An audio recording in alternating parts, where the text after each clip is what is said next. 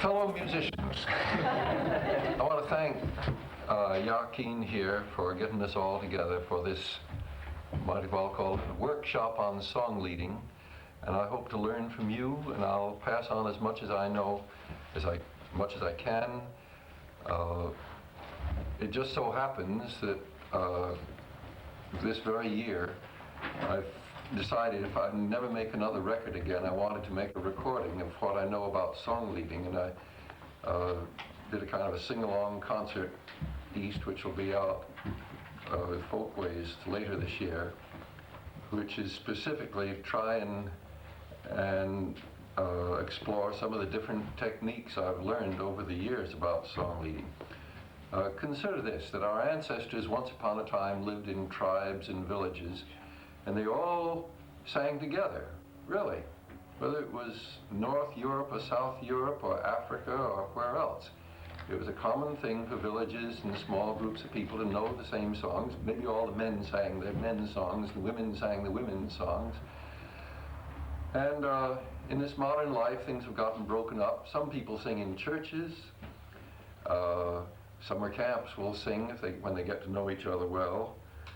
And I guess other organizations have this singing too, but I think you and I face a kind of a special situation in this period of history, late 20th century, of walking out on some kind of a platform or standing up in some kind of a room with a batch of other people who come from a whole lot of different places, a lot of different traditions.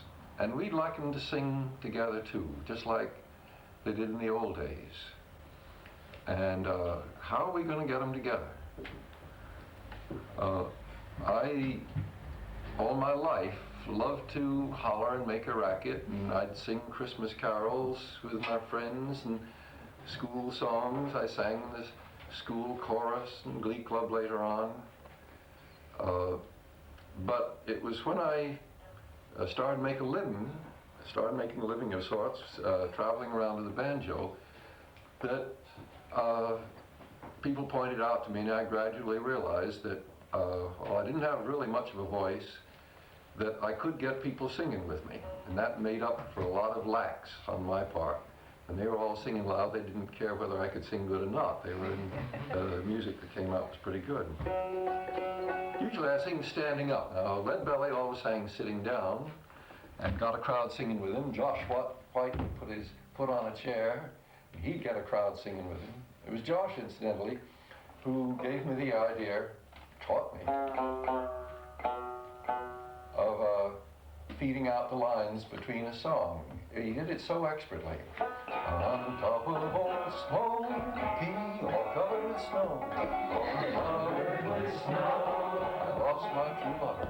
I lost my true love.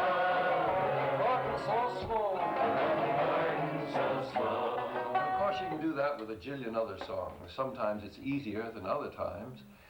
Sometimes you have to really shoot out the words quick, and if you're a fraction of a second too late or too early, it confuses things rather than helping. With a song, If I Had a Hammer, for example, I don't have time to give the whole line.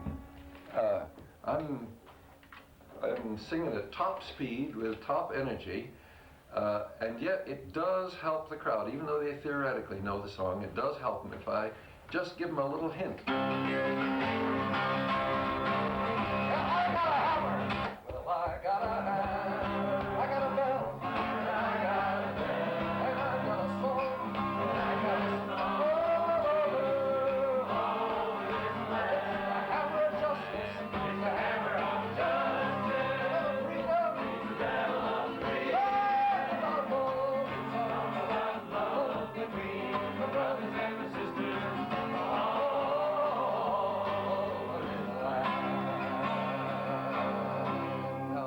That I don't usually sing in the beginning of a concert, and part of this workshop is going to be on how you can group songs. You want a flow and continuity, at the same time you want variety. And sometimes when you find yourself getting in a rut, the best way to do it is just make a violent switch, do something totally unexpected.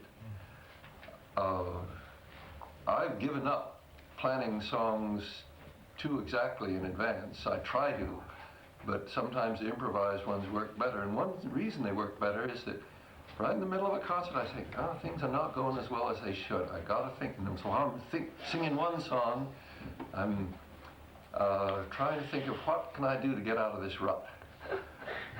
I may sing a very slow song with no accompaniment.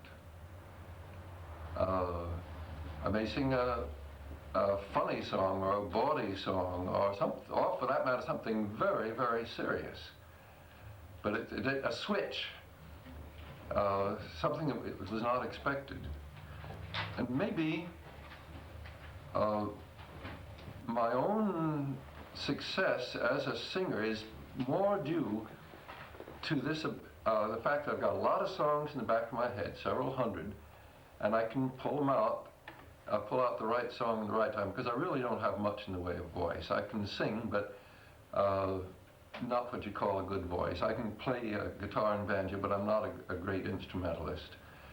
But having this batch of songs in the back of my head that I can pull out a wide range of songs, and after all, no two audiences are alike, right?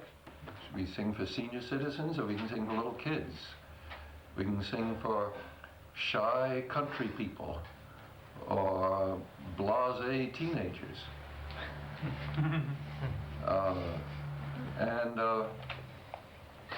So it's a big help to know a lot of different kinds of songs.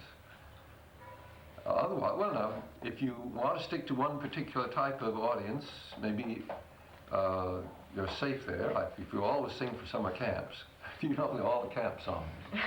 John Jacob Jingleheimer Schmidt.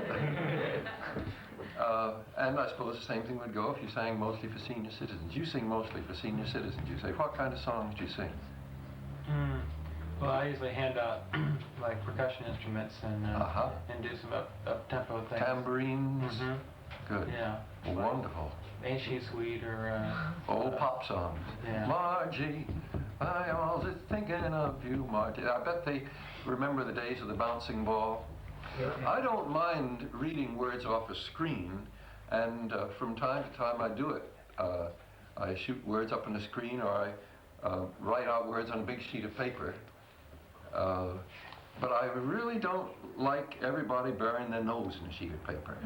And when I'm coming to sing for some audience and they say, well, let us know some of the songs you're going to sing, we'll mimeograph them and we'll have everybody. I say, please don't. You can mimeograph them if you want to, but let's hand them out later on. Don't hand them out while I'm singing, because there's a kind of unity lost, I think, when everybody's got their nose buried in that piece of paper. First of all, you can't sing well this way. You sing much better with your head raised up. And of course, as any choral director knows, you sing best when you're standing up. Fill a lung full of air, really sing out. But I think I've started off this session, and I'll continue on it a little bit. Have any of you had this experience that the choice of song can be crucial? I mean, you might think a song would always be good, but somehow it didn't sound like it was supposed to. It didn't go over, and the reason was because it was in the wrong place. Maybe you had too many loud songs, and it was one more loud song. Or maybe it was you'd had too many slow songs, it was one more slow song. Or else it didn't mean anything to the people. And in a sense, we're not just singing, as you know, music, we're singing words. And I feel sometimes the words can be meaningless, as in a lot of pop songs they are, granted. I was trying to analyze some pop songs, and the more I thought of how stupid can you get?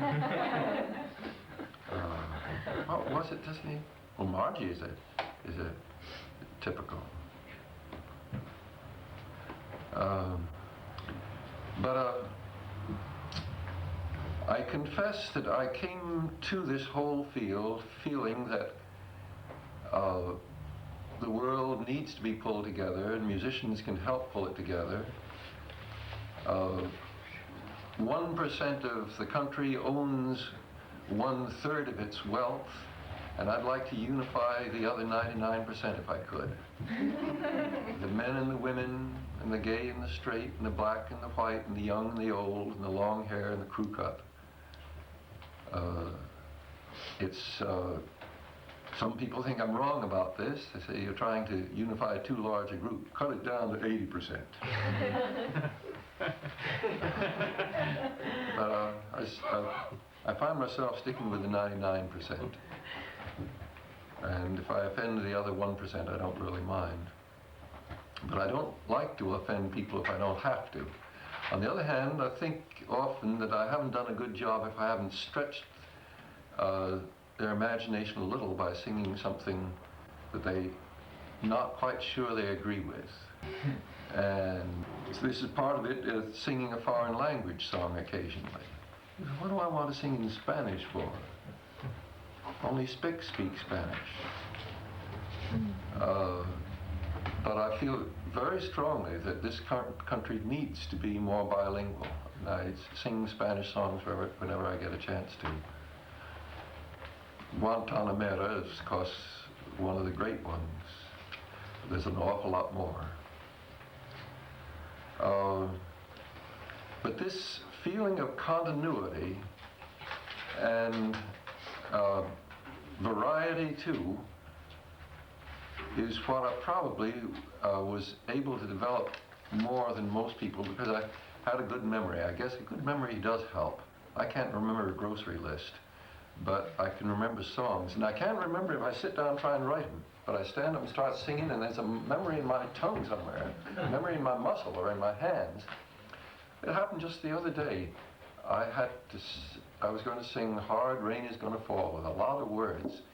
And I said, I haven't sung this about 6 months. Do I know it really? And I said, I don't. Well, I got to try it anyway. I remember the whole song once I got up there. 10,000 people were in front of me, and I would have been kind of embarrassed if I'd muffed it. But once I started singing, the muscle memory came out, and I remembered all the lines. So memory does help.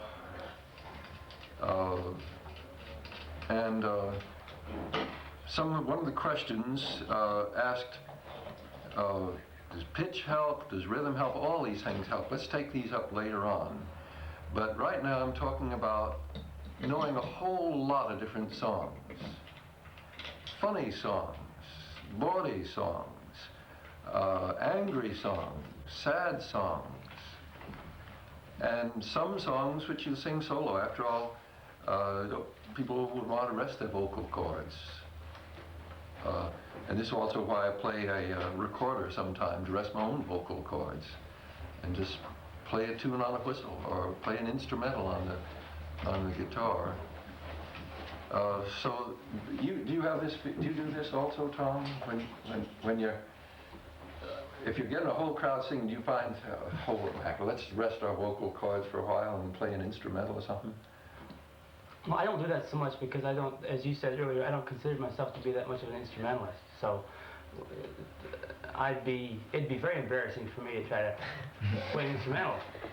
At the same time, what's fun sometimes is to teach a chorus so well in the way that you're talking about that people can sing it back to me. I really enjoy that, and there's some rest in that sometimes. Harry Chapin does this. Harry Chapin has a song, The Cat's Cradle. Cat's in the cradle, leather and silver spoon. It's a very serious song, if you don't know it, about his wife wrote it, and it was aimed at him. And he wrote the tune for it because he recognized the truth of it, about the father who was always busy and says to his kid wants to play, and he says, later, we'll get together. And the chorus is from the old nursery rhyme. Cat's in the cradle and the silver spoon, the little boy blue and the man in the moon.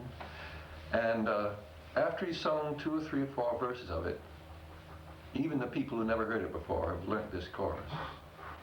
And he'll ask the crowd to sing it back to him. and he'll just sit there listening. He'll play the accompaniment. So you do that too?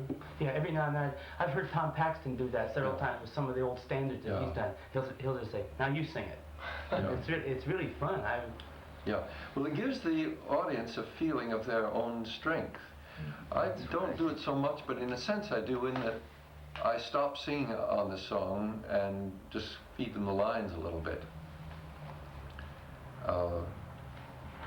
Harry also does this with "All My Life's a Circle, Circle, Sunrise and Sundown, Moon shines through the night time." It's a gentle, sentimental song, and he'll say, "Let's hear the balcony sing it," and everybody listens to the balcony sing it. He says, "Let's hear the front rows in the expensive seats sing it." Stand up, and then stand up and face backwards and sing the rest. He'll say, "Hey, there's Mike out there been handling the sound system all over. Mike, you sing this." And Mike, without any microphone in front of me, he'll sing the chorus. And sometimes the person handling the lights, "Come on out here," he gets them out from the wings. And he'll keep it going for not just 2 or 3 minutes, but 4 or 5 or 6 minutes. And this leads me to something that I was slow to realize, is that sometimes when a song is only going half well, instead of stopping it, the best thing is to go on with it, because it'll get better and better. Bess Hawes had a guitar class she was teaching in a school, and the black man who was the maintenance man was supposed to stay there to close up the joint. He liked to come and listen to them. He says, "Stick with one song a long time." And he'd repeat that. That was his main contribution. And it's also one of the African traditions, that you stay with it till you really are with it. You don't get halfway and say, "Well, I guess it was a mistake," and wander off halfway through. You stick with it until you get there. And it may take 5 minutes, it may take 15 minutes. But if you've been to black churches, you'll know how they'll sing the whole thing over. Odetta did this once when we were giving a Woody Guthrie program. We were singing "This Land Is Your Land." She wouldn't let us stop it. She just kept singing it over and over. And every time I thought, well, this surely must be the last time. But she sang it again and again and again.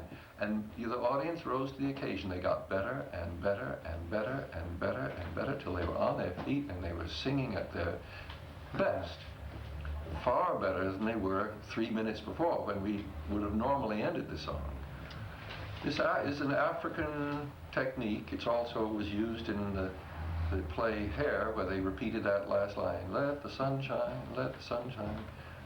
That was originally just the last line of the song. The person who wrote the song never wrote that. It was the black performers who did this. And it's one more African tradition which we white people are absorbing. Now, I've rattled on here for about 10 or 15 minutes, I guess, haven't I? Well, Lenny uses a lot of instrumental in his work, you've mentioned that, don't you? Well, I play some South American instruments, which I was using to both for the interest that they have. And I realized at one point I was doing a concert where the second half I was doing all my own songs, and I was kind of I feel a little bit like Tom, that my instrumental work isn't worth putting out there alone. But I realized that the charango in the first half gives people a break from words as well. They can just listen to the music, and it's a rest. And I realized, here I'm doing 12 songs, and for me, my words are very important, and I didn't put anything in there where people could rest. So I said, well, I'm going to play a couple of just easy fiddle tunes, just, for my rest, for their rest, for everybody's rest. And I think it's something I definitely am aiming to incorporate for those reasons. And within a song, which comes to this thing of making songs short. A friend has told me that, has been urging me to put breaks into everything I do, an instrumental break, so that people can hear the words, reflect on the words, think about the words, learn the melody a little bit better, be in the song, because I have sometimes a feeling I want to get in the song and get out and get on to the next one, but that instrumental break within a song, even though you're not a hot player, the point necessarily isn't to showcase your hot playing, but to give the audience a chance to hear the song. I'm convinced that our greatest songs are yet unsung. And out of people like you here and the people that will follow you are going to be some extraordinary new combinations, balancing a solo on an instrument with a verse sung by one or two or three people with a whole crowd. Look what Bach did. He'd write these wonderful fancy things in the organ, and his choir would sing some harmony, and then all of a sudden the whole congregation, they said, oh, we know this song, and they all sang it. And every week he had a new one for him. The greatest period of music writing history was the last years of his life, when he just lived in the little city of Leipzig, making up some fancy new arrangement for an old song. So now the light's going off, and is the tape going off for a while too? Break. Let's sing a little song just for old time's sake, because it was 34 years ago that a woman, 46 years old, down in Los Angeles she was living. She met me and Earl Robinson and some others, said, I'd like to try writing songs. And this was one of her first songs. I get butterflies in my stomach whenever I start to sing. When I'm at a microphone, I shake like anything. But if you sing along with me, I'll do my right out loud. I'm awful nervous, lonesome, but I'm swell when I'm around. Sing along, sing along, sing along, sing along, and just sing la la la la la. If you don't know the song, you'll quickly learn the music. You'll find yourself a word. 'Cause when we sing together, we'll be heard. You'll quickly learn the music. You'll find yourself a word. 'Cause when we sing together, we'll be heard. You'll quickly learn the music. You'll find yourself a word. 'Cause when we sing together, we'll be heard.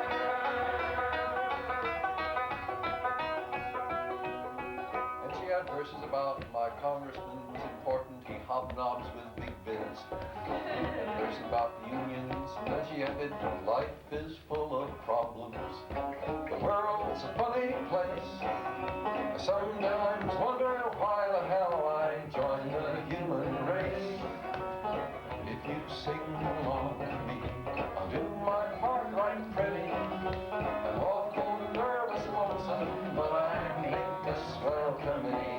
Sing along, sing along, sing along, sing along, and just say la la la la la. If you don't know the song, you'll quickly learn the music. You'll find yourself a word. 'Cause when we sing together, we'll be heard.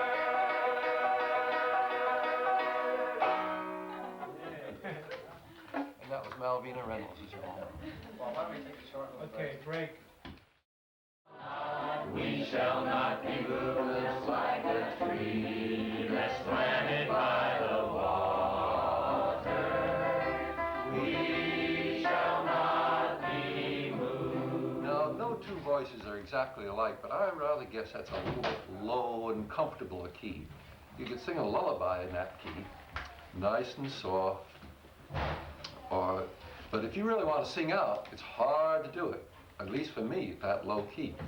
So I usually, instead of singing in C like that, way up, just up into D, not up here, way up.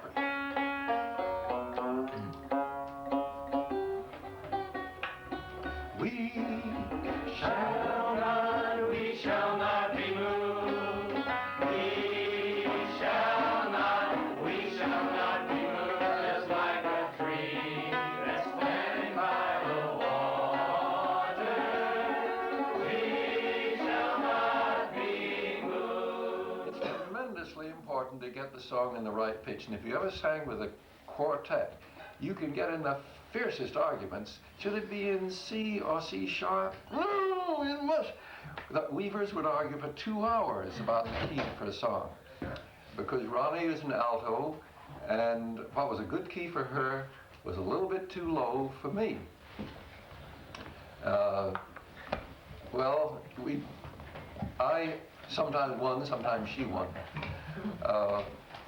But you'll find as a song leader that the same song can sound very, very different. Even what we just sang it in, I wouldn't consider real picket line key. If you want this song to sound out good, I mean good.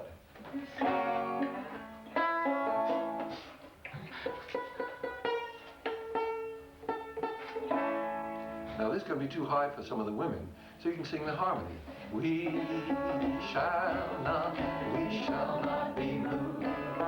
We shall not be moved. Now you're just a few notes above the men. We are singing a bear, we shall not. So now this is what I call a picket line. We shall not be moved.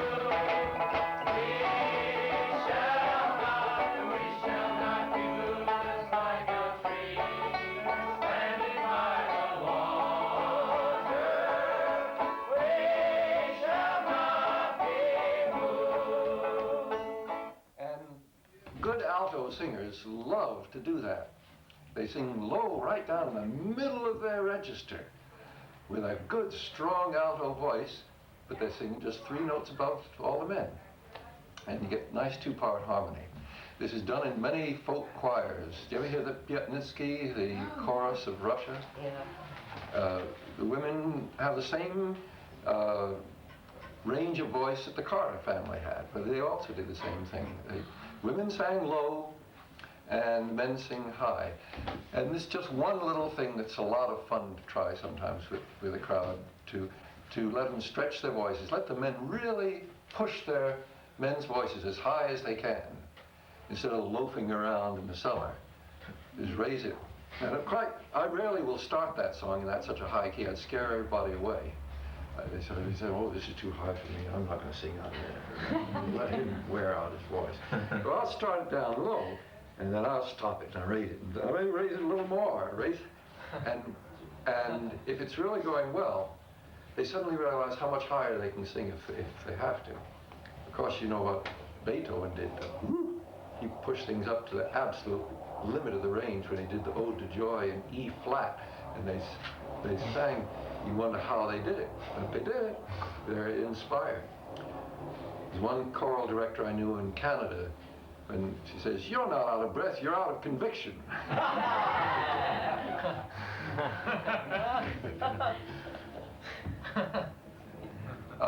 But pitch is tremendously important. The right key for every song. And the same song can sound so differently, low or high. Fortunately, I've got a kind of average voice. I don't have a particularly high tenor, and I don't have a low bass. I wish many times I did have a great range to my voice. I'd love to be able to sing one of those high tenors, and I'd even like even more to be a bass singer. Oh, I'd love if I could sing a rich bass, but I can't. My voice just kind of goes to a rumbly rumble. When I try and sing low, it just vanishes. Has no, without a microphone, I couldn't be heard on a bass. Of course, I can fake it with a microphone, and you can too if you have a good microphone. You can fake a low note. It's very soft, but you just move in close to the microphone. Like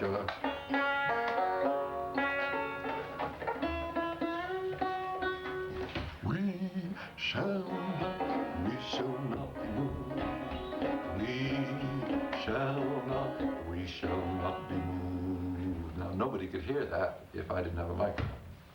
But with a microphone, it comes out. And it adds to a good, I'd say bass singing is the thing we're still weakest on in this country. You go to Eastern Europe where they have these big choruses, you hear these wonderful rich basses.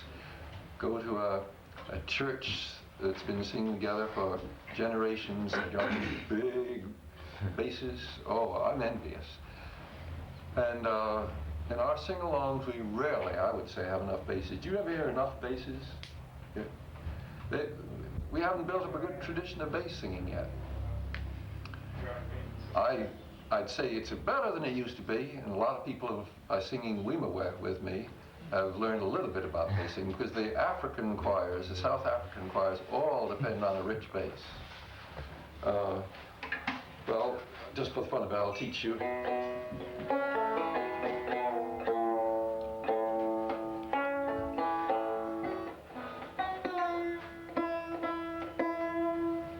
All the men sings, Ave, Ave, Somagwaza.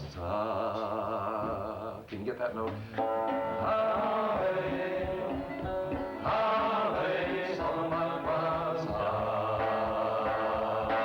Ave, Ave, Somagwaza.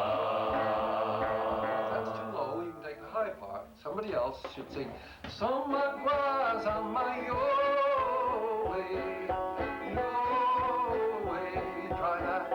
So my was on my your way. Try it again. So my was on my your way. The song I learned out of a book given me by a wonderful South African woman, Mrs.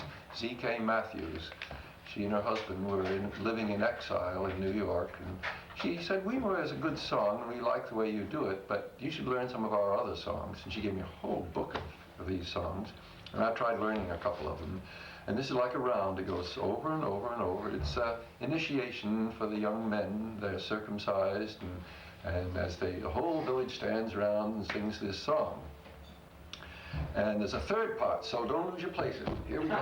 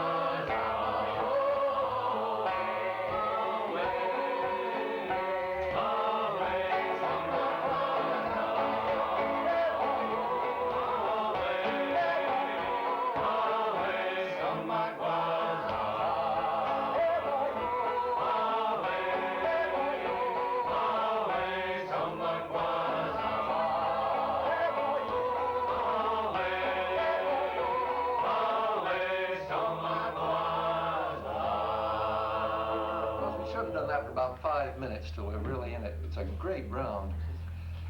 I call it a round. It's not quite like the English rounds, but that bass, it's so wonderful to get a good rich bass, and I hope that maybe some of our songwriters will work on it. The gospel singers have done pretty good, but we need to do better. Two-part songs are fun. I've been having a lot of fun recently singing Hole in the Bucket, just getting all the men to sing the men's part with me, and then I stay silent and let the women sing the women's verse. It's fun, the bouncing back and forth. But I got me getting away from the subject because I really wanted to stick with pitch. Here's where singing harmony is a big help. If the song's too high, you sing a low harmony. If the song's too low, sing a high harmony. And when you get a really good gang, it's inspiring to see the range of harmony you can get. Some really high voices and some really low voices, and it's a thrilling thing. At the same time, by gosh, there's times you don't want any harmony. Here's a song I don't know if you ever heard. Matt McGinn wrote the words, and I just fitted it to an old tune. Here's a song for one and all, down, a-down, and down, a-down. Here's a song for one and all, with a down. Here's a song for one and all, about a man just 2 foot tall. With a down, derry, derry, derry, down, down. Now don't get any harmony, stay right on the melody. He met a dame on Blytheswood Square, down, a down, and down, a down. on Blytheswood Square. With a down, he met a dame on Blytheswood Square, and she was 40, fat and fair. With a down, derry, derry, derry, down, down. She said to him with tender smile, down, down, down. She said to him with a tender smile, with a down. She said to him with tender smile, would you be free for a wee short while? With a down, derry, derry, derry, down, down. His evil mind began to roam, down, down, down. His evil mind began to roam, with a down. His evil mind began to roam when she said, dearie, come on home. With a down, derry, derry, derry, down, down. She showed him to her room and said, down, down, down. She showed him to her room and said, with a down. She showed him to her room and said, lay all your things upon that bed. With a down, derry, derry, derry, down, down. She said, I'll be right back in a tick. Down, down, down. She said, I'll be right back in a tick. Derry, down. She said, I'll be right back in a tick. The wee man threw his clothes off quick. With a down, derry, derry, derry, down, down. She brought her 7 children in. Down, down, down. She brought her 7 children in. With a down. She brought her 7 children in. Said, see that ruckle of bone and skin. With a down, derry, derry, derry, down, down. Says she, destroying all his courage. Down, down, and down, and down. Says she, destroying all his courage. With a down. Says she, destroying all his courage. That's what you get when you don't eat porridge. With a down, derry, derry, derry, down, down.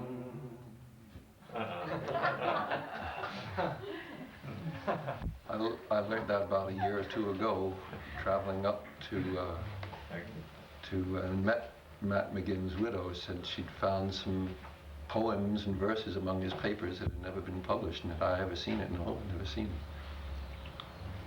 Well, Matt McGinn lives as we sing his songs. I brought that up because harmony is wonderful. I love harmony, but some of the greatest singing is done with no harmony.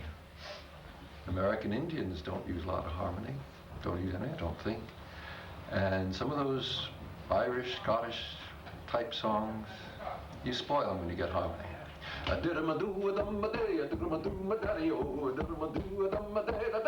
to Rossio. Get Lou Killen to sing it for you. It's a long, humorous story about a bunch of soldiers that get drunk and they finally find a place to get lodgings for the night. And one of them sneezes and he wakes 500,000 fleas. And they're all singing, the day we went to Rossio. And you'd spoil it if you got harmony. There's some songs too you spoil if you get more than 2 parts. Again, listen to some of the songs of the Piatnitsky chorus, 2 women's voices, and you don't want 3 parts. You don't want 3 or 4 parts, just those 2 parts. They're so nice and stand out so clear. We were singing a little while ago the Mexican, no, it's a Cuban song actually. Even if you don't know the words, you can la-la your way through.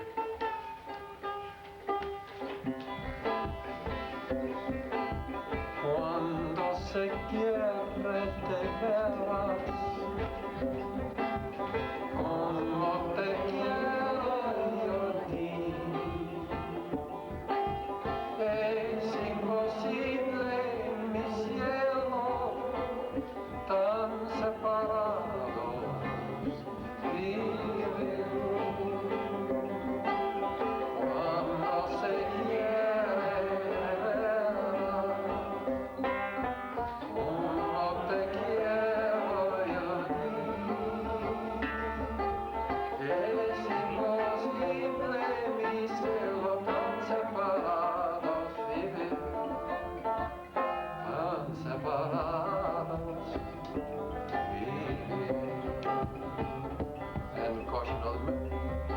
part is just 3 notes below the melody.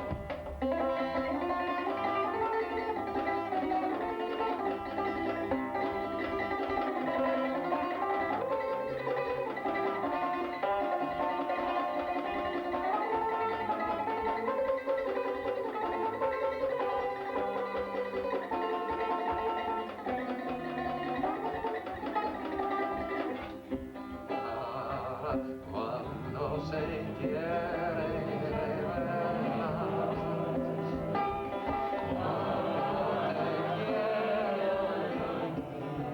somebody sing the melody.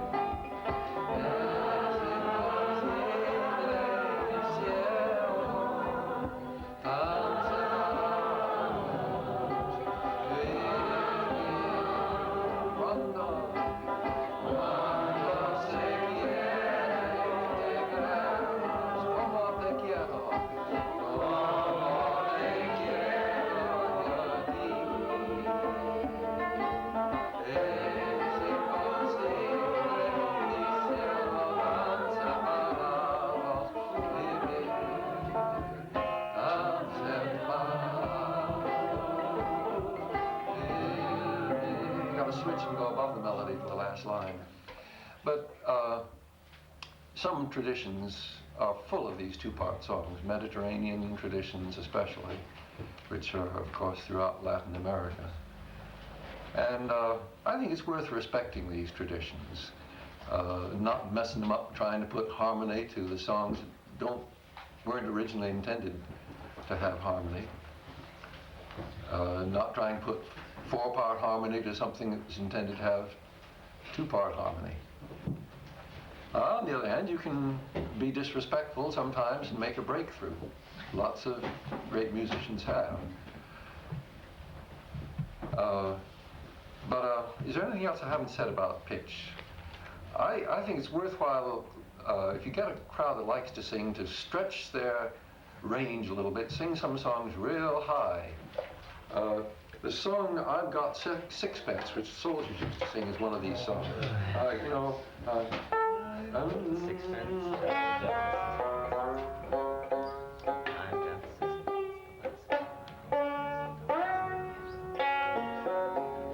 got sixpence, jolly, jolly sixpence.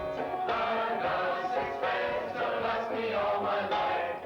Twopence to spend and twopence to lend and twopence to send home to my wife. Poor wife, no cares have I to grieve me, no pretty little girls to deceive me.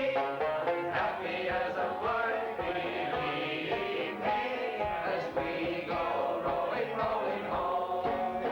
Rolling home, rolling home, rolling home, rolling home, by the light of the silvery moon. Happy is the day when the Lord gives us pay, as we go rolling, rolling home. Oh my gosh, I haven't sung that so much in 40 years, but that high note, happy is the day. It's worthwhile reaching for a high note occasionally. It's what tenors love to do. And so sometimes when I sing that song, the Homestead Strike song, I may sing it tonight over at Berkeley. It's already high in pitch. And then you say, any tenors around? Oh, they have a fine time reaching for the high notes. And they're proud they sing notes nobody else can sing. What else about pitch, though? Because it helps beyond pitch. And when you're nervous, when you're straining, you can get out of pitch. You're not listening to myself. And I might say also, one of the first signs of senility is you start getting out of pitch, too. I can no longer tune a banjo or a guitar if it's noisy around me. I just can't hear it. And I now get the guitar well tuned off stage and bring it on, because I don't like to take too long to tune it. I can tune a banjo fairly quickly still, but I no longer do. On the other hand, my mother, age 89, could still hear good pitch. She said, you're sharp. She was a violin teacher. All her life she told people when they're off pitch, and she was telling me I was off pitch till the day she was dying. Anything else we haven't taken about pitch? Well, what about some of us that are young? I mean, on stage I'm trying to figure out a harmony to remember one and I hit the wrong note. Is there any tips to help you not do that? I mean, Well, there's nothing wrong with a wrong note, really. Sometimes it might surprise you by being a right note. Think of all the jazz musicians who just are having a fine time. They're hitting wrong notes all over the place. People think they're right. Think of all the cooks who sprinkled too much of something in the soup and it turned out great. No, if you hit a wrong note, you just laugh about it and go on. Admittedly, it's a big help to have confidence. And I was helped all my life in that I had a low threshold of nervousness. I can get nervous talking to one person, but I don't get nervous talking to large groups of people. And I'd sung all my life with friends, and so it wasn't anything particular to walk out on the stage. And I guess there's no substitute for doing it a lot. You know, if you're nervous about something, try it. Do it again till you get over your nervousness. Any other recommendations for getting over nervousness? Because Know it real well. Yeah, I know. As the song says, I know my song well before I start singing. The other thing it seems to me about nervousness too is I get more nervous when I feel as though I have to carry the whole show. And when you start talking about involving other people in it, to me it's a real, you know, just to trust the fact that they're going to give back a whole lot. And that's the biggest help, seems to me, in performing or in getting them to sing along or anything. Yeah. Of course, about singing on pitch, which I'll end off this little section, it does help sometimes to have a monitor, speaker.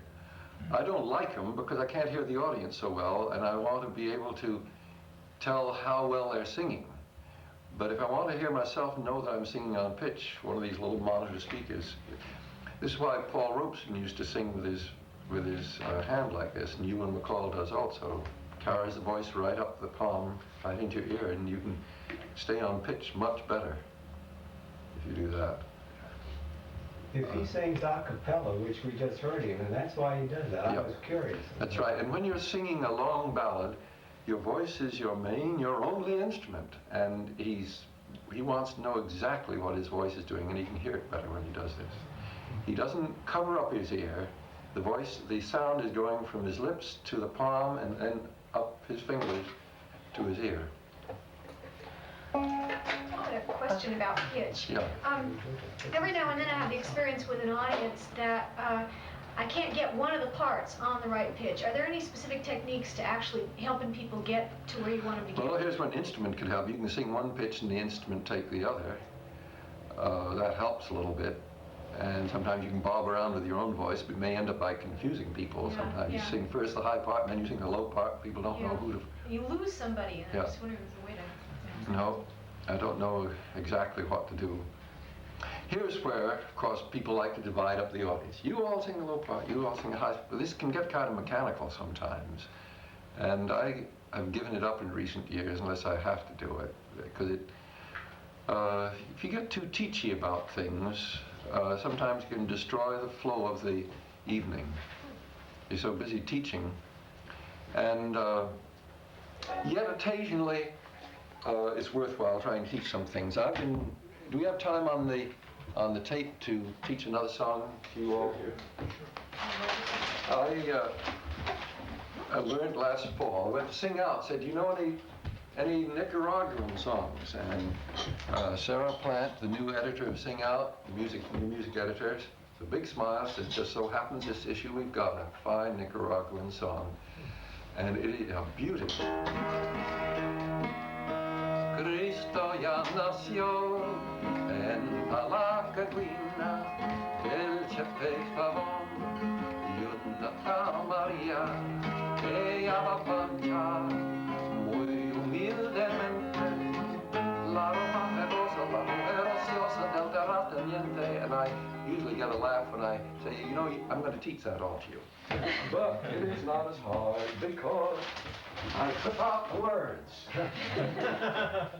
I even wrote them on a piece of plywood about 10 feet high. Cristo ya nació en Palacagüina del Chevejón y una María ella marcha muy humildemente la goza la mujer ociosa del terrateniente. If anybody doesn't know Spanish, you know you don't pronounce the H and you roll the R's and the J is an H. La ropa que goza la mujer ociosa del terrateniente. Try a little faster. They actually sing it very fast in Nicaragua. Cristo nació en Palacagüina del Chevejón y una María ella marcha muy humildemente la goza la mujer ociosa del terrateniente. Now you won't get it right away, but I'll tell you what the words mean. Christ is already born in Palacagüina of Joe Pavone, Nagal Maria. She's the one that goes so humbly to iron clothes for the lazy wife of the landlord. And then the verses say, Scary. En el terra, Juana, portando dentro de la Segovia, se vio un resplandor extraño, como una aurora de medianoche. Los maes alas se prendieron, los libraplatas se estremecieron, y violos por Moyagalpa, por Telpeneque y por Chichigalpa. Cristo ya nació en Palacagüina del Chevejón, y una María ella marcha muy humildemente. La ropa que goza la mujer ociosa del terrateniente. In the hills of the Iguana Mountains there was a strange splendor like a midnight dawn. It lit up the corn plants. Bolts of lightning shivered a shower of light over Moyagalpa, Telpeneque, and Chichigalpa. Christ is already born here in Palacagüina. And the second verse says, the Indians gathered round. Indians is the word for the poor people, the farmers, to watch this. And Joaquin brought bread and cheese from Nagarote.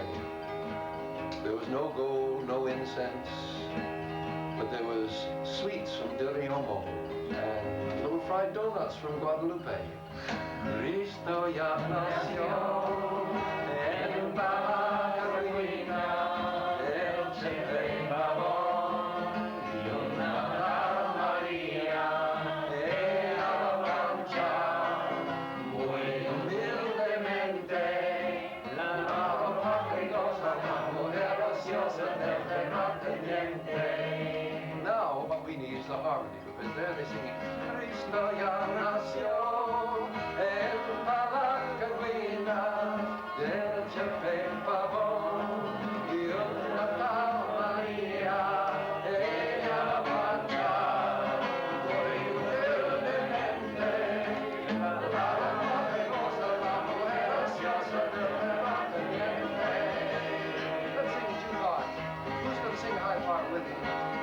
Anybody? Somebody sing the melody. Melody, Cristo ya nació. High part, Cristo ya nació. 1, 2, Cristo ya nació. En Palacagüina del Chevejón y una María ella marcha muy humildemente. La ropa que goza la mujer ociosa del terrateniente. The song was written by Carlos Mejia Godoy, a wonderful young composer who was exiled by Somoza. And this was one of the reasons when he said, what's wrong with this song? Well, those of you who know Spanish, Los hay un poco de se mecatea todita el día, lo tiene con reumatismo, el tequio de la carpintería. María sueña que el hijo, igual que el tata, sea carpintero. Pero el simpatío piensa, mañana quiero ser guerrillero. Cristo ya nació.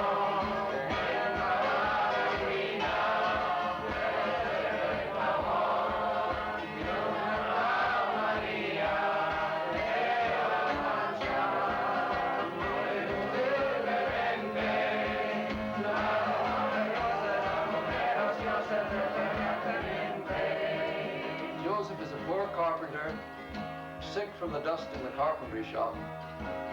Maria, she's dreaming that her boy is going to be a carpenter like his daddy. But the kid is thinking, tomorrow I want to be a gorilla hunter. Cristo ya nació.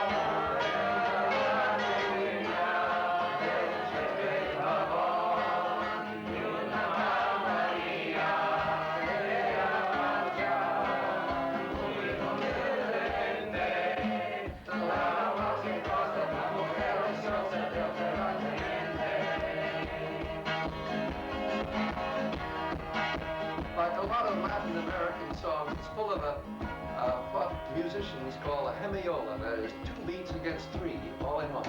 My foot is going to beat 1, 2, 3, 1, 2, 3, but the guitar is going 1.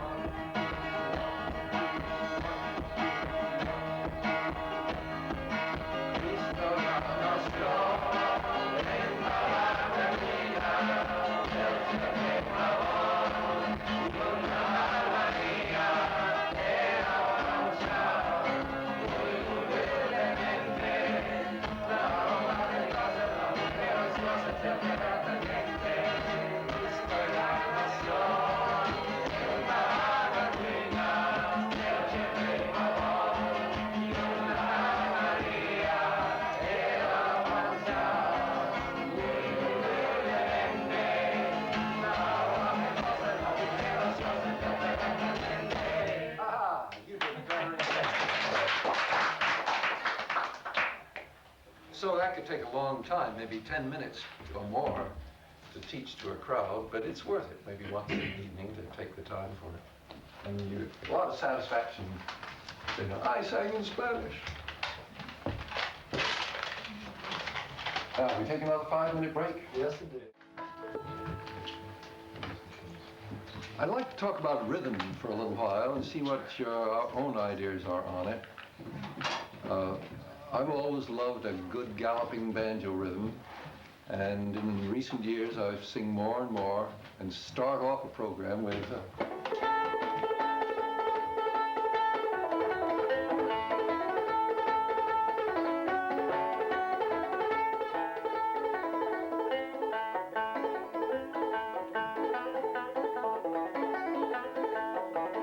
John Henry was about 2 days old, sitting on his papa's knee.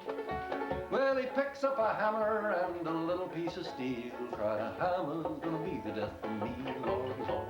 Hammer's gonna be the death of me, yeah. Hammer's gonna be the death of me, Lord, Lord. Hammer's gonna be the death of me. Alan Lomax used to describe that kind of music as a person jumping on a horse that's already galloping. The horse is galloping along and headlong, someone jumps on it and rides. And I think in the tradition in this country at least, rhythm is tremendously important. There's a certain energy there, and maybe some people in some parts of the world could sing a whole program with no strict rhythm, because some traditions don't go in for a lot of rhythm such as we know. But with a particular combination of African traditions and certain different European traditions, we've got strong rhythms in a lot of our songs. And yet I find it good to vary these rhythms. So if I've got a rhythm like that, I like to follow it with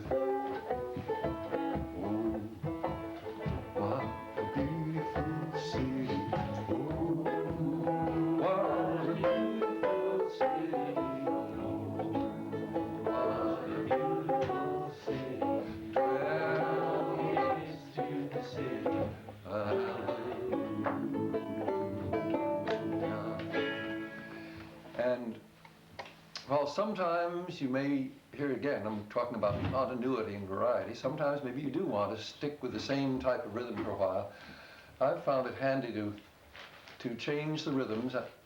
It's more important for me sometimes to get a certain amount of variety in rhythm than variety in key. Sometimes I'll do 3 or 4 or 5 songs all in the same key, but they will be in different rhythms perhaps. And sometimes it's the relaxation you can get with a slow rhythm, which is very important. Things can get too tense when you're with too crisp or too fast a rhythm. At the same time as that song Down to Down showed you, there's times you want what would be called by a musicologist an imperiodic rhythm. It's what an Irish friend of mine said, cadence. But I think it's a time value where there is no time value. Amazing Grace is one of these. Very, very slow. Amazing Grace. And the nearest thing you could think of to a rhythm would either be something very fast. Sometimes in church you'll see a person tapping the foot very fast during a slow song. But this very slow pulse, but it's not a strict rhythm. At any rate, the feeling for rhythm is, I think, just as important as anything else. And I like to fool around with counter rhythms when I can, but I'm not good enough to do it really well. Sometimes in that Spanish song, when we were singing in 3/4 time, I'll play a 6/8 time. But you can do this anytime with a 3-finger Scruggs pattern.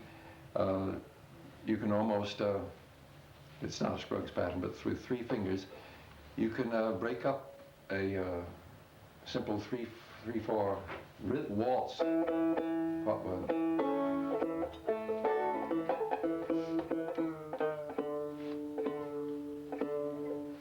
So you could play Irene Goodnight. Irene Goodnight. Irene Goodnight. You can do that if you want to. It's all right. Papa. Many a German band has done it. But you can also Irene Goodnight.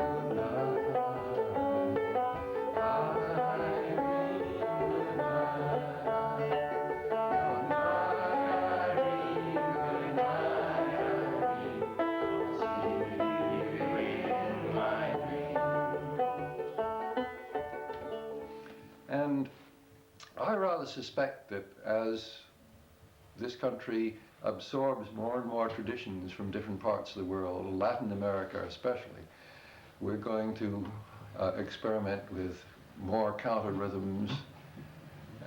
It's a lot of fun. It can make the music really sparkle.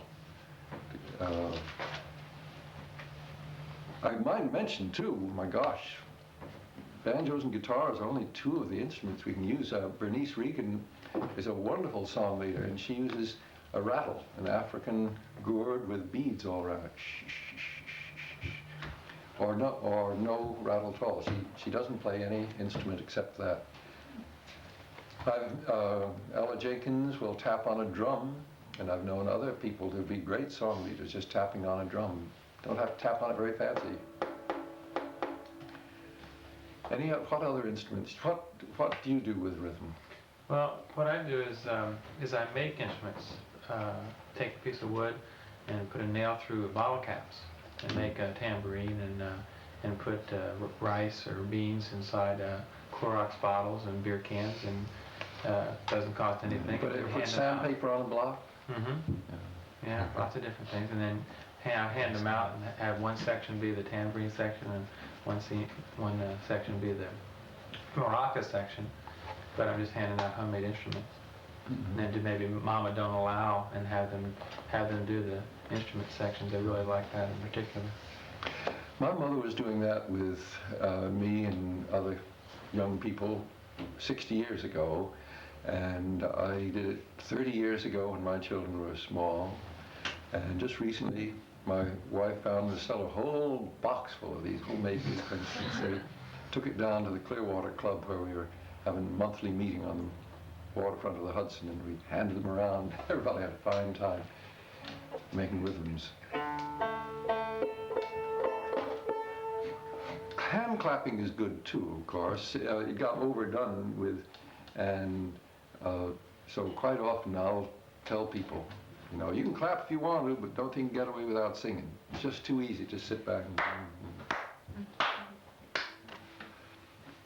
and Are there sort of things you can do in terms of getting different rhythms going?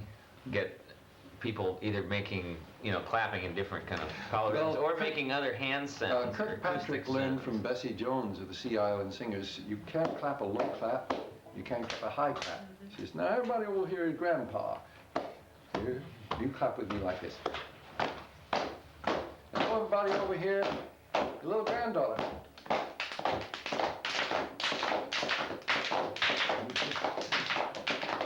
These Georgia Sea Island Singers were so phenomenal, if you've ever heard them. They're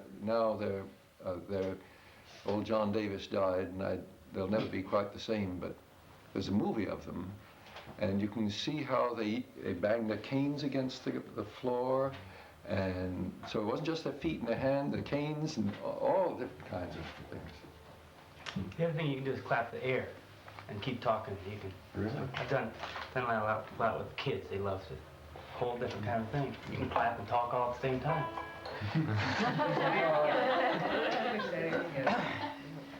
Rhythm, of course, is so important that European orchestras all have leaders, and if for many years it was the standard thing. If you want to be a song leader, you must know how to beat 3/4 time, and beat 4/4 time. But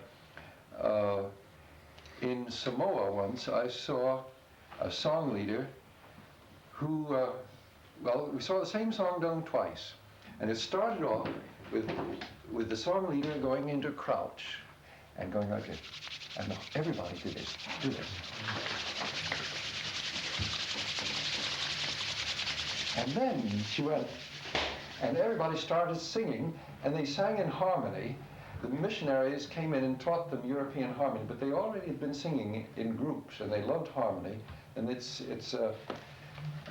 and she, well, it was a 12-year-old girl in the school who was giving us this welcome song, and she did almost like a hula down the aisle, and she would reach up as though she was calling on inspiration from on high. And she'd go like this, and everybody would clap one knee. She'd go like that, everybody clapped the other knee. It was a very rhythmic, exciting song. Then we heard the same song done that evening in a college with a young man, with a more masculine version of the dance. But again, he was reaching here, and the song was a combination of dancing and singing. And we made a movie of it, and the film didn't come out. I'm so sorry. It's worth going. If you ever get a chance to go to Samoa, this was Western Samoa, the New Zealand protectorate, supposedly an independent country, but it's really under New Zealand's wing. But ask to listen to that. When will any of us get to Samoa? I don't know. This is just, I had a job in Australia, and I was able to stop off. I think maybe my question really was, how can you get participation from an audience other than clapping, I mean, we used to sometimes pass out things, or say if it's in a restaurant, tap on your glass, and this kind of thing I'd heard of, and I was sort of thinking, I'm trying to get these kids, I was doing a railroad song, I said, make whatever kind of railroad sounds you want, rhythmic, vocal, or whatever. And well, there's some special songs, you know, you can do it, like the camp song, let everyone clap hands like me. Let everyone clap hands like me.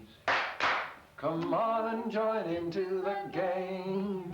You'll find that it's always the same. Let everyone stamp their feet like me. Let everyone stamp their feet like me. Come on and join into the game. You'll find that it's always the same. You sneeze, let everyone sneeze like me. They all put your hand in front of your mouth, not polite otherwise. And cough and so on. These game songs are fun, and with, I don't know, do you ever do that with senior citizens, game songs? Mm-hmm. Yeah. I've done them with little kids for years. Put your finger in the air, or this old man. Actually, San Francisco, I first heard this old man, he plays one. He plays knick-knack on my thumb.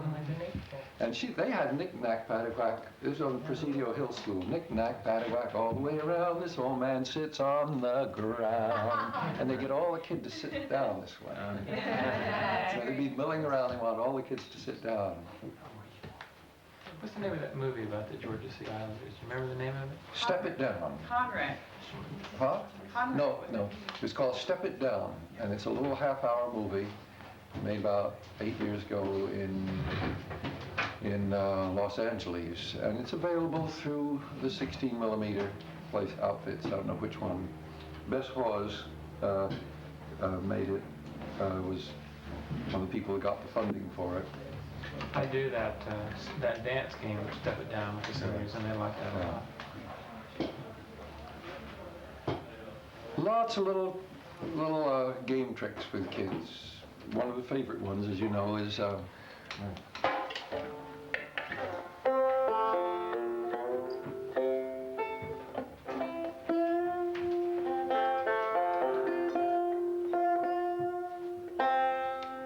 she'll be coming around the mountain when she comes. She'll be coming around the mountain when she comes. She'll be coming around the mountain. She'll be coming around the mountain. She'll be coming around the mountain when she comes. And you know how it all ends up, you know. She'll be wearing red pajamas, scratch, scratch.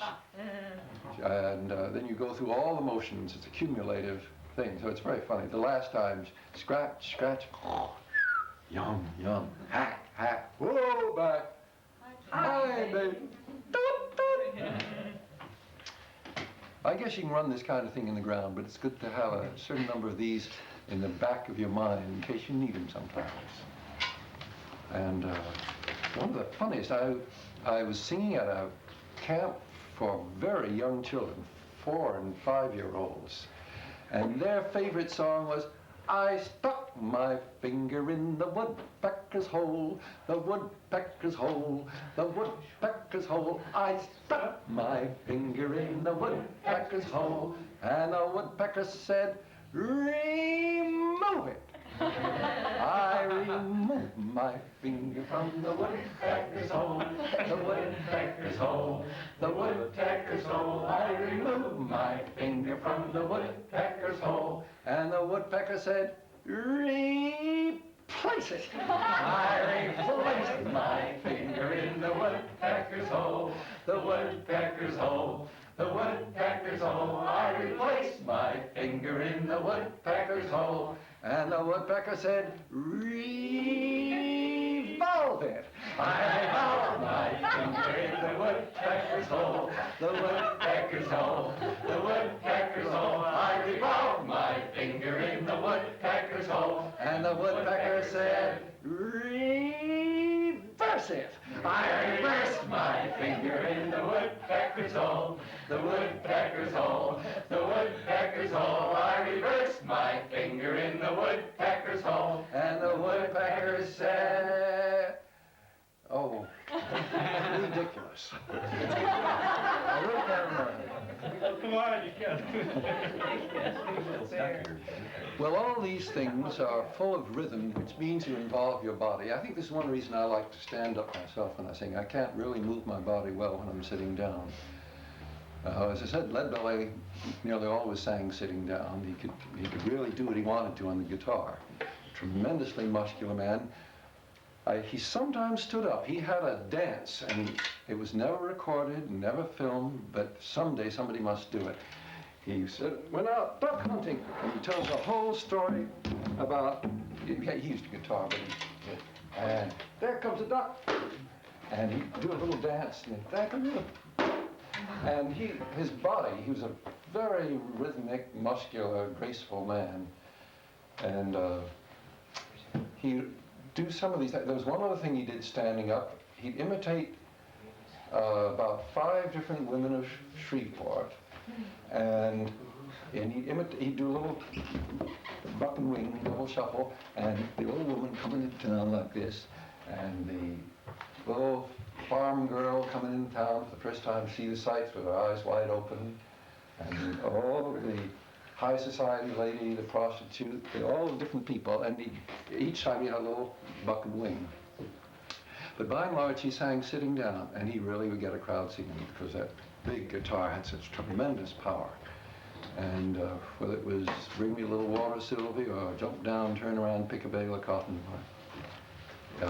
he did most of his singing. But I find standing better for me. I can move my body and I can reach out and use my arms and everything else because sometimes it takes main force to keep everybody together. And one of the questions was, what do you do when you have such a huge crowd they won't stay together? There's not much you can do. I once tried to sing Tzenat Tsena in Tel Aviv before about 20,000 people, and Tzenat Tsena, the claps came back to the it was hopeless. And sometimes in a very echoey auditorium, a gymnasium or something, you just cannot, a fast song won't do, so try a slow song. That's where a slow song like We Shall Overcome is great. Now, get that slow rock.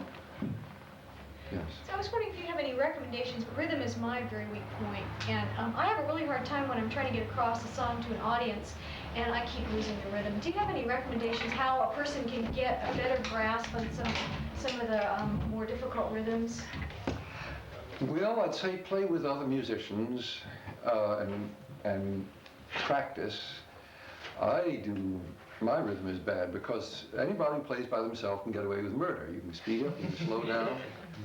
Earl Scruggs and his sister, when they were teenagers, used to play a game. They'd start playing the guitar and banjo together on the porch, and they'd walk around the house from the opposite side and meet each other, and then come around and sit down on the porch to see if they were still in rhythm when they were. That's a great idea. Take some training. There were metronome books of exercises to do against a metronome. Really? With the metronome, it can get you tuned in. It's mechanical, but it's a way to get somebody to really keep making people do it. Yeah. Another way is to sing with the gospel choir. Yeah. Yeah, I bet. You have a standard set of songs that you do, like last night at Stanford. And I was wondering, do some of the songs just get to where they really bore you, even though they... This is a tendency, and if I don't watch out, I have to either stop singing them for a while, or I'll sing them better. And but if you're starting getting bored with it, other people are going to start getting bored with it. So it's better to stop it. Faith mentioned that it was an important point to you and some other people to rotate your songs every 6 months or something. Well, I find almost every year I'm doing a slightly different program. I learn a new song, and if it works, I try out new songs almost every month. I used to much more than I do now. I guess more like every 3 months now. And if it works, I'll sing it. Like that song I sung last night, Give Me That Old Time Religion. Somebody showed up to the Sloop Club and started singing it, and it was fun. You've heard it, haven't you? Mm-hmm. With all the new verses to it? No. Oh! Give me that old time religion. Give me that old time religion. Give me that old time religion. It's good enough for me. We will pray with Aphrodite. We'll pray with Aphrodite. She wears that see-through nightie, and it's good enough for me. Give me that old time religion. Give me that old time religion. Give me that old time religion. It's good enough for me. We'll pray with those Egyptians, build pyramids to put our crypts in, cover subways with inscriptions, and it's good enough for me. Oh, give me that old time religion. Give me that old time religion. Give me that old time religion. It's good enough for me. We will pray with Zarathustra. We'll pray just like we used to. I'm a Zarathustra booster, and it's good enough for me. Give me that old time religion.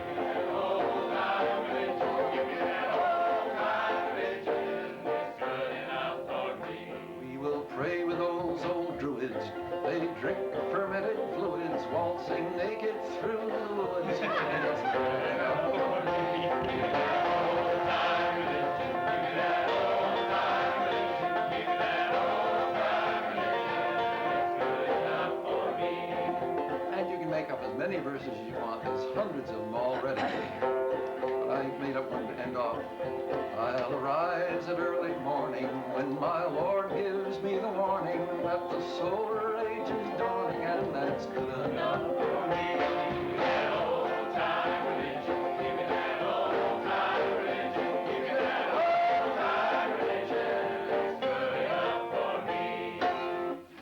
Well, it's fun to sing some new songs regularly, and I figure if I don't enjoy it, nobody else is going to enjoy it. I suppose in the long run, this is getting down to what you're talking to, Joachim.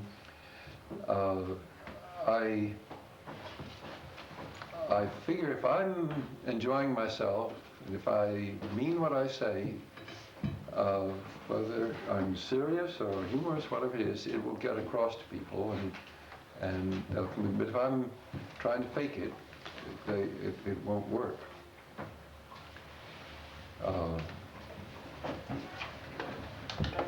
Sincerity is a much overused word. Sometimes an old faker is sincere in his fakery. This is the way it was with vaudeville, you know. I mean, they were out there giving out the hokum, but they really sincerely believed in it. It was sincere hokum.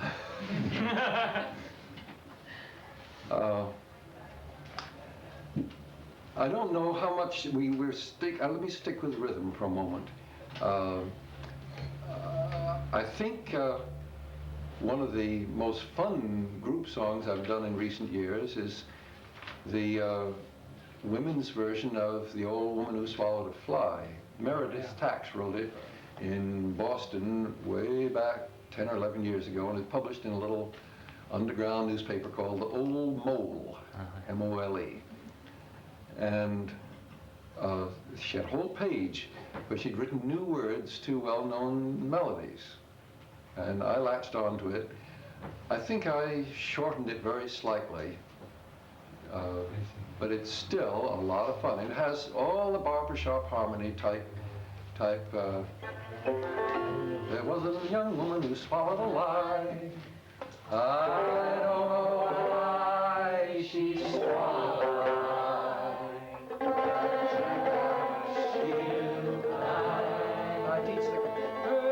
Perhaps she lied. And by the time we get to the last verse, there was a young woman who swallowed a ring. Looked like a princess, but felt like a thing. She swallowed a ring to make up with a pill. She swallowed the pill to follow the line, swallowed the line to follow the flow, swallowed the flow to follow the rule. Lived to serve men, she learned it at school. She swallowed the rule to prop up the lie. I don't know why she swallowed a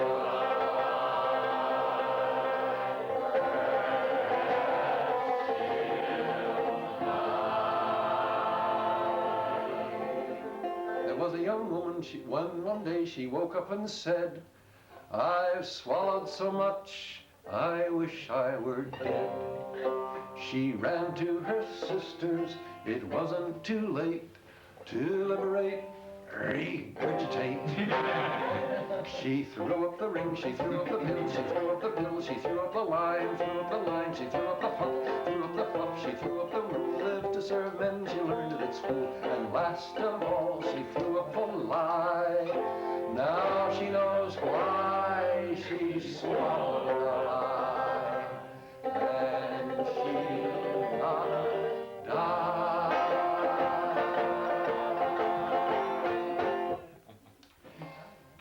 Barbershop harmony is a great thing. It sure as a result an awful lot of phoniness, but what we usually call barbershop was white people imitating the harmony that black people had in the barbershops way back in the 19th century. That's how James Weldon Johnson says the origin of the term. I sometimes sing an old barbershop song just to remind people of how stupid the words were. With someone like you, a pal so good and true, I'd like to leave it all behind and go and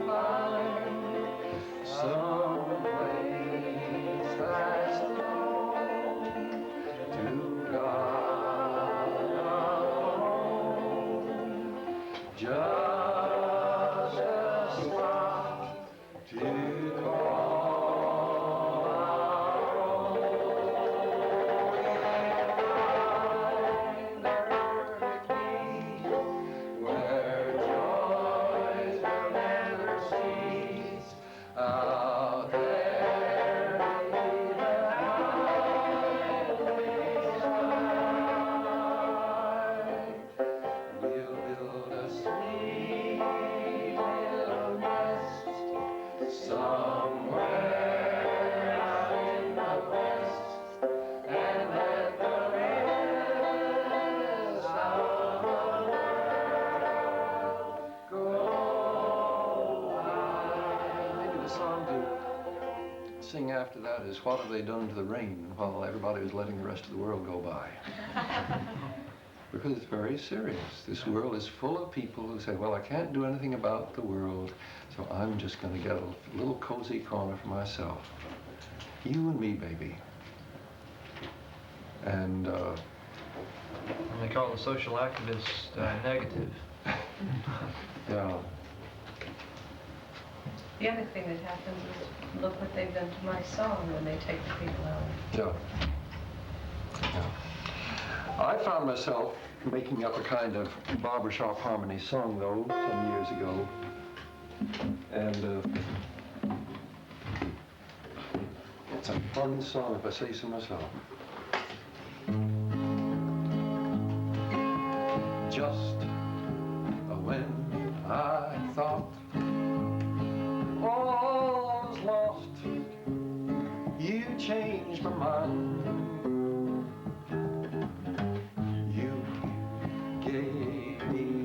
Not just the old soft soap. You showed that we could learn to share in time.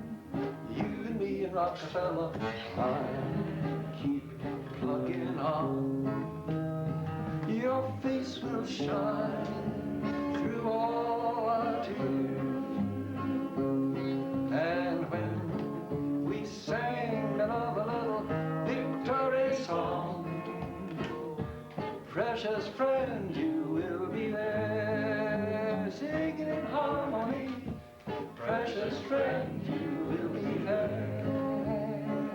Just when I thought, just when I thought all was lost, all was lost, you changed my mind, you changed my mind. You gave me hope, not just the old soft soap. You gave me hope, not just the old soft soap. You showed that we could learn to share in time. You and Rockefeller, you and me and Rockefeller. I'll keep plugging on. Your face will shine, your face will shine through all our tears, through all our tears. Then we sing, when we sing another little victory song. Precious friend, you will be there, singing in harmony, singing in harmony. Precious friend, you will be there.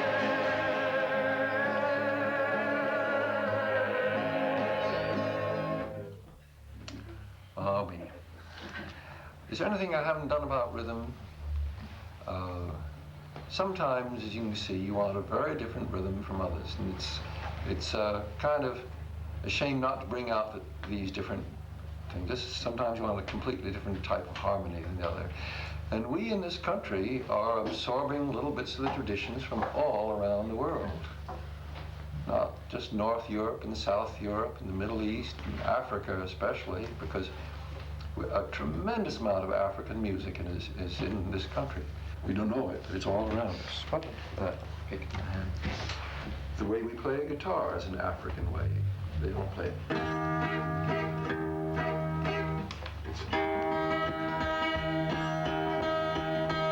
The bass is doing just like the bass drum in a West African ensemble, and the top strings are getting all the syncopated notes like the little drum.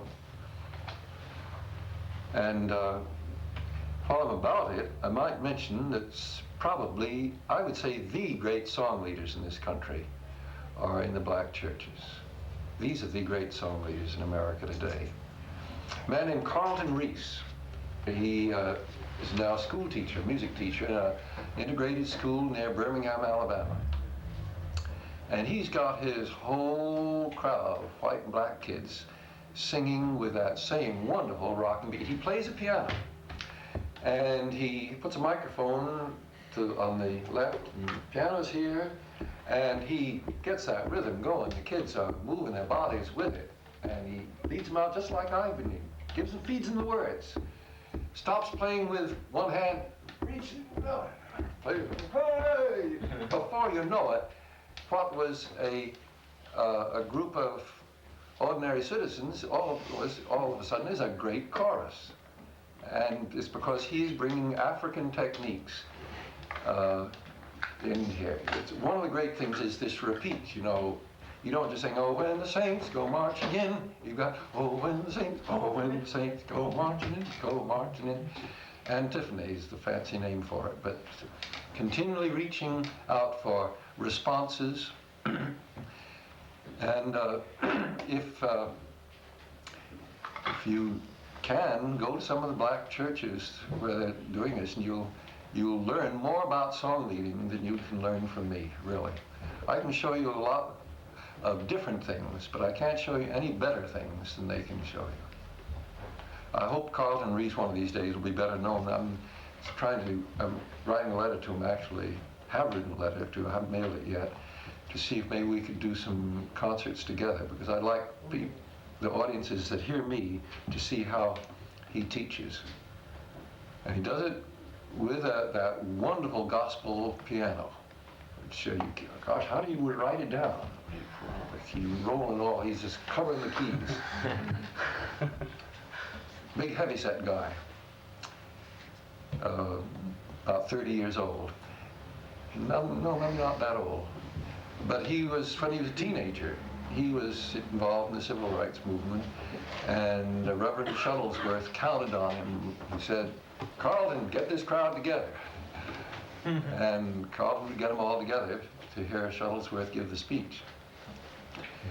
Now, here's the interesting thing. Shuttlesworth was speaking. I heard him 2 months ago in Washington at it was called Voices of the Civil Rights Movement. It was a kind of reunion of people who knew each other in the 60s. Bernice Regan brought it together, and I hope you're going to see it, because she took it all on videotape. And Shuttlesworth gives a wonderful talk for about half an hour, describing how Birmingham was organized, how he worked with King, and how he worked on his own sometimes, how he bombed, and he was frank about his own religious feeling. He says, I believe very much in a God that is with me all the time. And he tells how when they tried to bomb him, his bed was right near the corner of the house, and they put 12 sticks of dynamite right near the corner of the house. And splinters of wood went through the wall on the other side, and the bed went out from underneath him, and he was unharmed. He says, I was in the lap of God. And he's a vigorous man in his 40s, I'd say. He was a young man during the civil rights movement, but was brave enough to speak out when no one was else speaking. I mean, he took on Bull Connor, and he fought him down the line on legal grounds, on moral grounds, on religious grounds, and musical grounds, with Carlton there to help him. Carlton says after he finished, Reverend Shuttlesworth, you have to sing such song. I can't remember what song. And Shuttlesworth says, my voice is kind of hoarse today. Oh, you have to sing it. Shuttlesworth sang beautifully. What a beautiful voice. But not only that, Carlton reaches out and he gets the whole crowd singing along with Shuttlesworth. So Shuttlesworth is just giving the lines, and they're coming in with the responses. And just like the ocean supporting a boat, they were supporting him. And he was singing better and better as it went on. And I hope to live to see the day when in Congress, the congressman or congresswoman from Alabama or Georgia will stand up and give all the legal reasons why they're in favor of a certain bill, and all the moral and sentimental reasons why they're in favor of a bill, and then they're going to break into song, and all the other southern congressmen are going to suddenly join in, and the person taking notes is going to say, how do I write this down? because music and prose just blended so beautifully. I mean, the prose becomes more and more rhythmic and more poetic, and the repetition comes in. The repetition is tremendously important. It gets to where a song has meaning that you can't put in words. I know in some traditions they say in the beginning was the word, but in other traditions in the beginning was the beat. And maybe that's where I should end this little chapter. So we'll take another 5-minute break and we have one more session. Okay? In the few minutes we have left, I'll try to specifically answer some of the questions that in these few minutes, Lord knows I'm sure I've forgotten to say a lot of things. I feel like I'm like an old baseball pitcher that's got a lot of tricks up his sleeve, and it's handy to know them all. Learning how to use microphones, learning how to tune an instrument quickly, having a lot of different songs in the back of your head, so you can handle different situations, because no two audiences are alike. And you and I, we're not like a performer that has a so-called act. We come out and do the same thing over and over again. We're changing always. We want to meet our people halfway. Here's a bunch of human beings. If we're fortunate the human race survives, 50,000 years from now there'll be human beings on this earth, and they'll be their ancestors and we're their ancestors. And those people 50,000 years ago will be all our great-great-great-great-grandchildren walking around. So these people out here who I probably disagree with in many things, and they disagree with me about many things, I got to find some way to get together with them. I'll try and reach them halfway. I'll sing some songs that they really want to sing, although they may not be my favorites. But then, having done that, I'll sing them some songs which are my favorites and let them listen to them. And it's this give and take which I think civilization is all about. I can't tell you all the different things. I've tried to tell you something about harmony, rhythm, but don't worry about too much theory. Just get out and do it and try it, and you'll work out your own theories as you, but pour everything you've got into it. You know, Jimmy Durante, when he went out on the stage, he said, "Get them all, give them all I got." And that's what we got to do too. Give them all you got. Whether you're a soft, quiet voiced person or a shouter, whatever it is, you still have to give them all you got. And Faith, you were saying something. Something about sharing a song? Well, yes, but there's a difference between performing a song and sharing a song. I'm sure the audience knows what you're doing and responds to what you're doing there very much. To me, I feel like I'm communicating with them all the time. They're giving a lot to me, and I'm a preacher. I'm like you. I do a lot of songs, and then I do the ones I want to do too, to make my points. Well, we have a tremendous and important job in front of us, all of us, and we can all learn from each other. I have never actually heard you lead a song. I'm going to have to come around. I've tried to talk about the advantages of keeping going and sticking with the song. At the other times, sometimes I've stopped right in midstream. I sung 2 verses and said, "This isn't the right song." I've quit and gone on to something else. Somebody asked a question. Are there times when it's better not to play an instrument while leading songs? I wrote down yes when you're not good at it.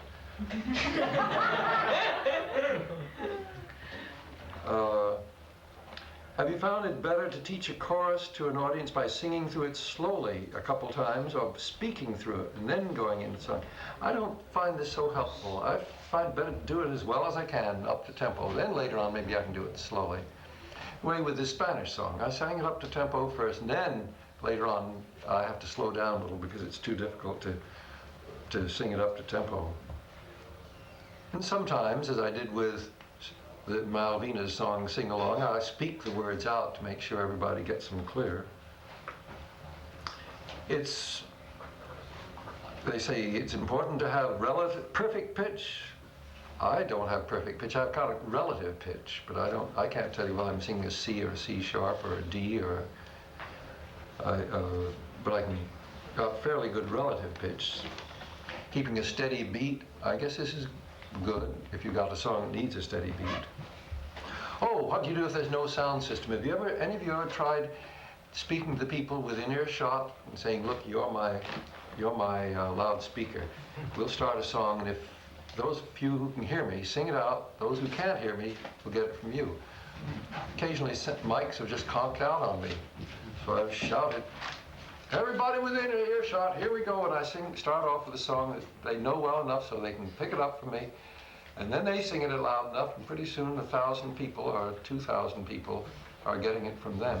I learned that trick from, of all things, a Chinese. Liu Liang Mo came over here in World War II, teaching some of the songs which he was teaching to the Chinese communist armies. And he said, we don't have microphones over there, but I get a group of singers the day before and I teach them the song and they're my microphone, loudspeakers. And next thing you know, they were teaching a song to 5,000 people. He was a YMCA song leader, incidentally.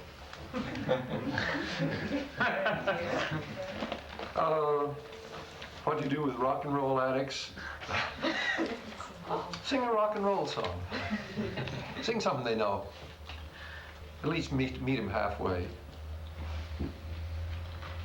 What do you have when you have a very formal setting or with ill or non-mobile people?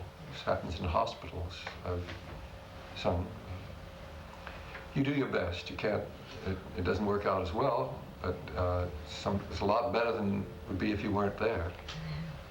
I remember singing in a hospital. That was my job, singing in hospitals when I was overseas in the island of Saipan. I remember a ward full of men in casts, and I didn't even know if they could hear me, except one guy's toe was wiggling outside the cast. It was all, you could hardly see the guy. He was wrapped up in bandages. So if you have, it's true, formal settings don't help. If I had my favorite, I don't know how about you, but if I had my favorite way to make music, it would be in a very crowded room. Because when human bodies are crowded close, you get the critical mass going. And maximum maybe a few hundred. And then, by gosh, we'd raise the roof. And everybody's with you. I suppose it's nice if they can see you, because they can follow your lips. And I sang that old, slow English love song, The Water is Wide, for a group in this Sanders Theater, 800 people. And I was amazed how well they kept with me, because I got so interested in singing it that I wasn't using my hands, but they were just following my lips. Just following my lips. And they kept rhythm beautifully. So it's remarkable what they can do if they want to. But I don't know what else I can tell you that I haven't already. What about that story with the lumberjacks? Oh, yeah. Woody Guthrie and I were told by Irene Wall arranged this. She introduced us to the Lumber Workers Union shop steward, organizer. He said, well, I'm going out to visit several camps tomorrow. Why don't you come with me? And you can sing some songs for the men. He says, they're all Scandahoovians. Don't expect them to make a big fuss over you. They're the taciturn type. Well, that was an understatement. He, the bunkhouse about 50 feet square, 80 men sitting around in their bunks, and he stood near the stove in the center and made a report on the union negotiations. He said, we have a couple of men here going to sing some songs. And there was dead silence. We stood up and we sang a song. There was dead silence. Sing another song. Dead silence. Said, well, let's sing one more and call it an evening. So we sang one more and there's dead silence. We said, thanks. And we walked to the door. One of the men said, aren't you going to sing any more? Oh, you want to hear more? Yeah. we went back, sang another song, Dead Silence. And so, I said, thanks a lot, man. And we walked off. Next morning, breakfast, one of the men said, oh, that music was wonderful. We could have listened to it all night.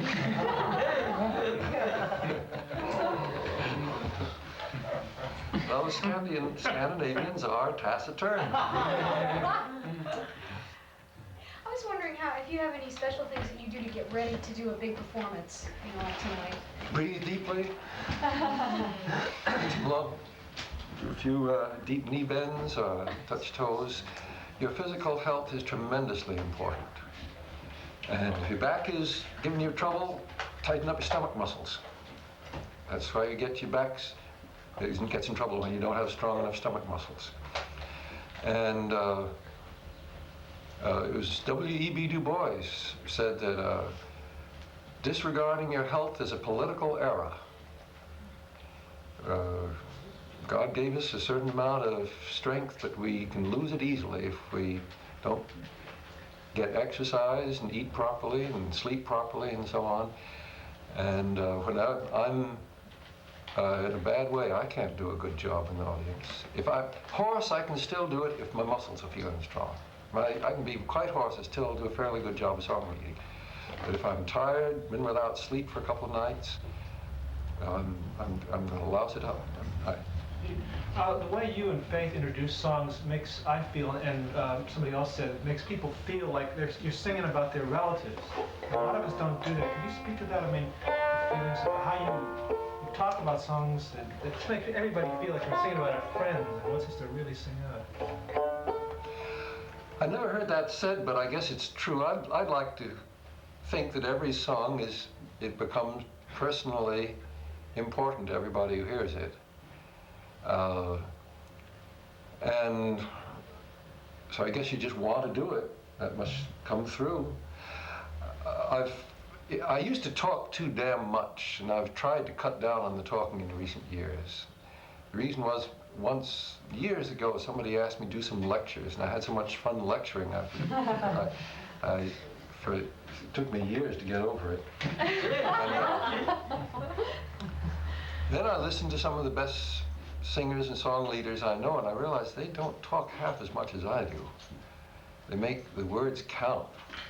Now, if you're really good at talking, as Woody Guthrie is, you can talk all evening, no one care. But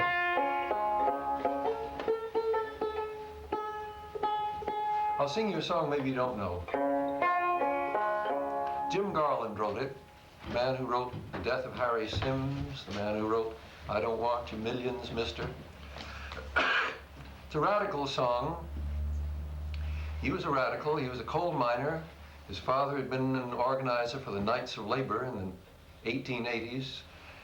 And in the 1930s, early 30s, down from the north come some radicals who says, the reason you coal miners are poor is because the people that own the coal mines are rich. Well, Jim says, I know that. But, well, we got a whole theory about it. We call it communism. And Jim started studying this, and he made up a song. How well I do remember how class struggle brought me through. I went out on strike in 32, and they brought the thugs against me, and the state militia too, and they kicked me in the gutter. How about you? How about you? How about you? Can't you see this system's rotten through and through? It gives millions to the bosses, the capitalistic few, but enslaves the toiling masses like me and you. Now, the song was never widely sung. Jim never got another good verse as that first verse. And I tried and never succeeded. But that's a good verse and a good chorus anyway. How about you? How about you? Can't you see the system's rotten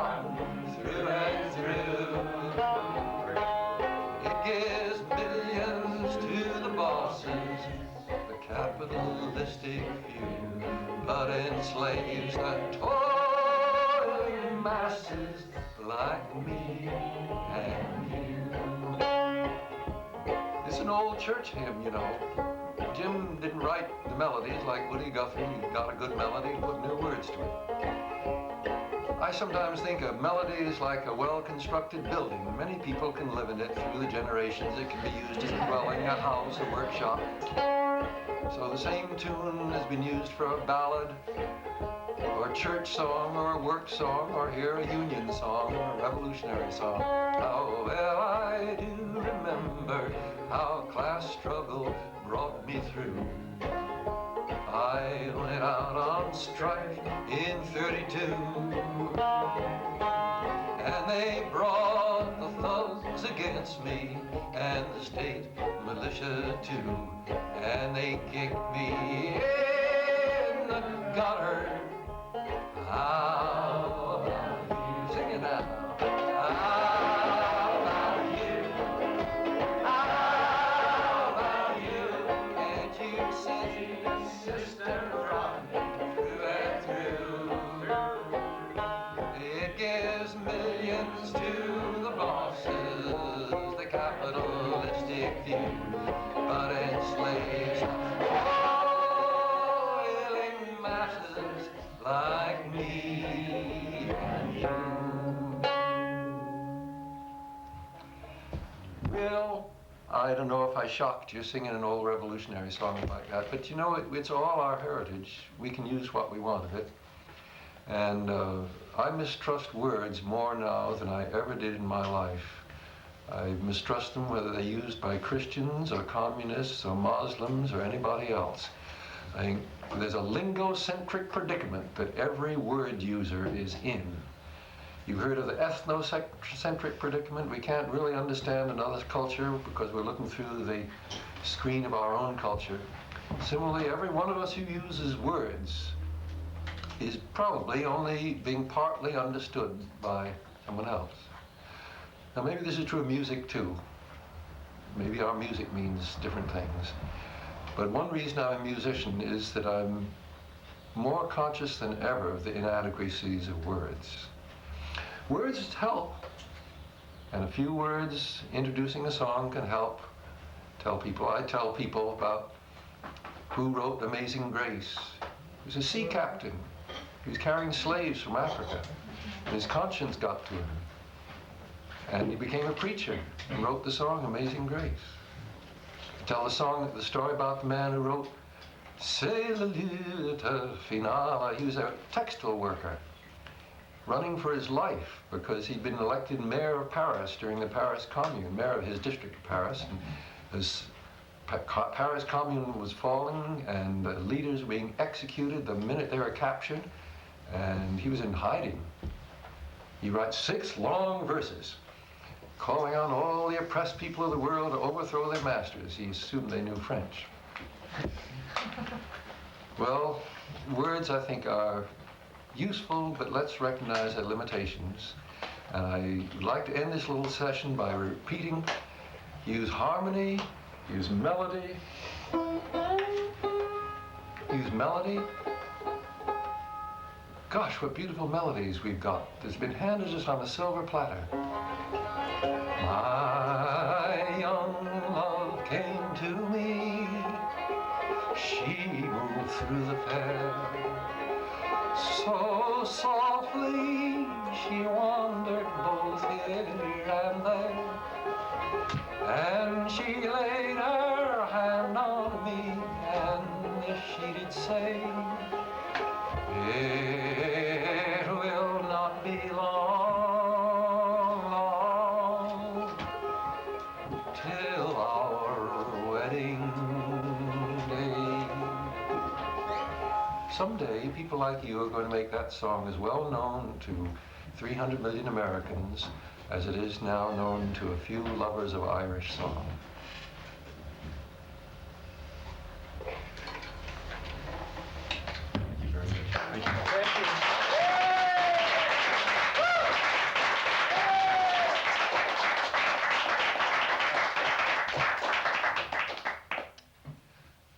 I wish I could stick around longer. but I got a concert this evening. I'm going to hit the sack.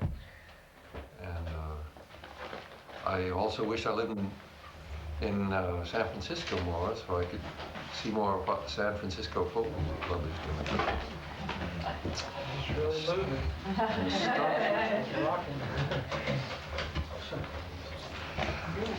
I hope that you can broaden the definition of folk music.